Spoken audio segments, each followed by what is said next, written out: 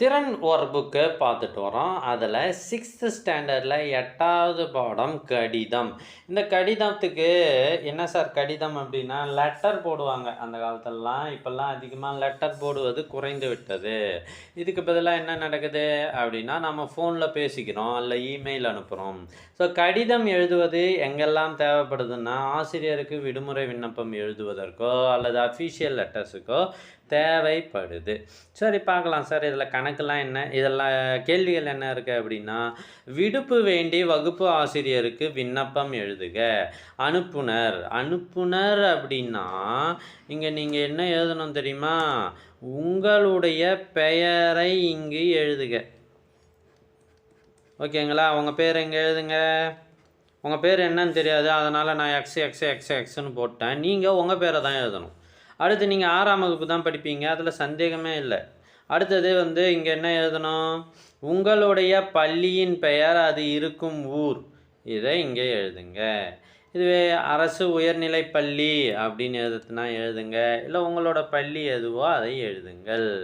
அடுத்தது பெறுநர். உங்களுடைய பள்ளி எதுன்றதை எனக்கு மறக்காமல் கமெண்ட் பண்ணுங்களேன். நீங்கள் எந்த ஸ்கூலில் எந்த ஊர்லேருந்து பார்க்குறீங்கன்றது எனக்கு தெரியும். 2வது பாயிண்ட்டு பெறுநர். பெறுநர் யார்? நீங்கள் யாருக்கு லெட்ரு எழுதுறீங்களோ அவர் தான் பெறுநர். நீங்கள் உடம்பு சரியில்லை அப்படின்னா லீவ் போடுவீங்க, உங்கள் வகுப்பு ஆசிரியருக்கு நீங்கள் எழுத வேண்டும். வகுப்பு ஆசிரியர் 6ஆம் வகுப்பு பாருங்களேன், அவரும் 6வது தான் படிக்கிறார் பொழுது. அப்படியா? இல்லை, அவர் 6ஆம் வகுப்புக்கு ஆசிரியர். ஓகேங்களா? அடுத்தது பள்ளியின் பெயர் எழுதுங்க, ஊர் பெயர் இங்கே எழுதுங்க. முடிஞ்சு போச்சா? அடுத்தது மதிப்பிற்குரிய ஐயா அம்மா. ஐயாவா அம்மாவா? அதாவது உங்கள் ஆசிரியர் ஆணாக இருந்தால் ஐயாவை போட்டுட்டு அம்மாவை அடிச்சிடுங்க.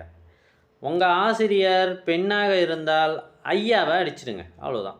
இப்போ இதில் பாடி ஆஃப் த லெட்டர் என்ன தாங்க சார் சொல்ல வரீங்களோ அதை இங்கே எழுதுங்க. வணக்கம், எனக்கு உடல்நிலை சரியில்லாத காரணத்தால் என்னால் பள்ளிக்கு வர இயலவில்லை. எனவே தயவு கூர்ந்து 13/10/2025 முதல் 15/10/2025 வரை 3 நாட்களுக்கு விடுப்பு அளிக்குமாறு தாழ்மையுடன் கேட்டுக்கொள்கிறேன். நன்றி, தங்கள் உண்மையுள்ள மாணவர். கவனிங்க, இப்போ இங்கே என்ன சார் பண்ணணும்? உங்கள் பெயரை எழுதவும் அல்லது கையொப்பம் இடவும் இங்கே. ஓகேவா? முடிஞ்சு போச்சா? அடுத்தது இங்கே என்ன சார் போடணும்? நாள், தேதியை போடுங்க. நீங்கள் 13ஆம் தேதி லீவ் போடுறீங்க, அதனால் 13ஆம் தேதி போட்டுருங்க. அப்புறம் இடம்.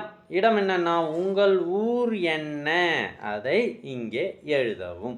ஸோ வீடியோ பிடிச்சிருந்தா உங்களோட ஃப்ரெண்ட்ஸுக்கு ஷேர் பண்ணுங்கள். தேங்க்யூ ஃபார் வாட்சிங். அடுத்தது 8.2 வண்ணத்து பூச்சிக்கு ஒரு கடிதம் எழுதுக. இப்போல்லாம் யாரும் சொந்தக்காரங்களுக்கு லெட்ரு போடுறது இல்லைன்றதால வண்ணத்து பூச்சிக்கு கவிதை எழுத சொல்கிறாங்க. வண்ணத்து பூச்சின்னா பட்டாம்பூச்சி, அது என்ன ஃபோனை வச்சுருக்க போகுது அதுக்கு ஃபோன் பண்ணி பேசுறதுக்கு? அதனால் ஒரு கடிதத்தை எழுதி போடுவோம். சரி, நான் எனக்கு எனது கற்பனையில் உதித்ததை இங்கே எழுதியிருக்கிறேன். அன்புள்ள வண்ணத்து பூச்சியே. இதை பார்த்து அப்படியே நீங்கள் உங்களுடைய ஒர்க் புக்கில் எழுதிக்குங்க. அன்புள்ள வண்ணத்து பூச்சியே, நீங்கள் எவ்வளவு அழகாக இருக்கிறீர்கள். சூரிய ஒளியில் நீல நிற சிறகுகளை ஆடிக்கொண்டு பூந்தோட்டத்தில் பறப்பதை பார்த்தால் மகிழ்ச்சியாக இருக்கிறது. உங்களிடமிருந்து நான் பல சிறிய பாடங்களை கற்றுக்கொள்கிறேன். பொறுமை, மாற்றத்தை ஏற்றுக்கொள்ளுதல், சிறிய கணங்களில் மகிழ்ச்சி காணுதல். உங்கள் அழகான சிறகுகளால் இந்த உலகை வண்ணமயமாக்குவதை தொடருங்கள். உங்களுக்காக எங்கள் சுற்றுச்சூழலை பாதுகாக்க நாங்கள் முயற்சிப்போம். இப்படிக்கே உங்கள் நண்பன் மனிதன் அப்படின்னு எழுதலாம். இல்லை சார், எனக்கு மனிதன் பிடிக்கல சார், நான் என்ன போட போகிறேன் என்றால் உங்கள் பேரே போடுறதுனாலும் போடுங்க. ஸோ தேங்க்யூ ஃபார் வாட்சிங்.